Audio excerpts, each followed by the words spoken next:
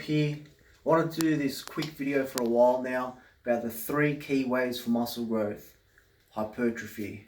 I don't know if you can see what I've written on the board, but I'm gonna go through it and break it down for you. So the first main way that most people know about is obviously progressive overload, which basically just means like increasing intensity or volume over time. Intensity obviously referring to the weight that you can lift. Now, for most people, when they start out, the intensity can shoot up pretty quickly due to them building up a neuromuscular connection, and then it'll wither down and it'll be actually harder to lift heavier weights. So that's when the volume comes into play. You start adding more volume, and up to your training methods or whatever, but basically that's one way to progressively overload your muscles. Next here we got metabolic stress. So basically just continuous tension, time under tension, what bodybuilders often refer to as the pump, and also isolated or isometric contractions in the peak contracted position. So for instance, let's say we're using a chest press or a pec fly, and you squeeze your chest together and hold it there. That's going to build the lactic acid, the waste products, and it's going to create that metabolic stress in your muscles.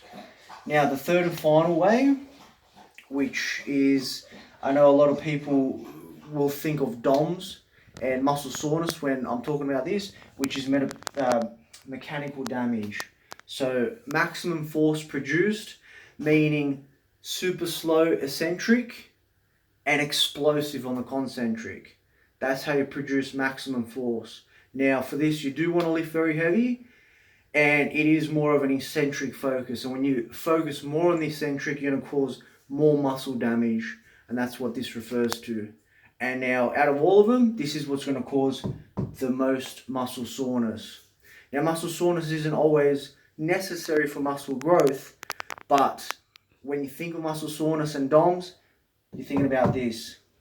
Lots of eccentric focus. And yeah, that's basically it.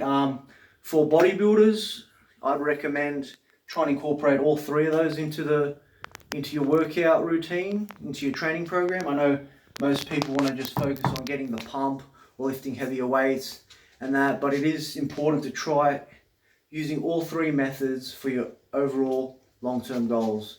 Now, for like someone like powerlifters or Olympic lifters or strength athletes, this one, not really important. You're not going to get too much stronger with it. Strength is something different now altogether.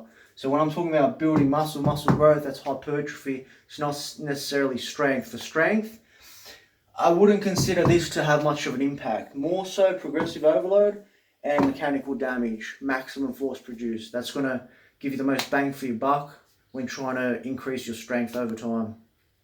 So I hope you found this short video informative. Thanks guys, and hopefully I'll do another one soon.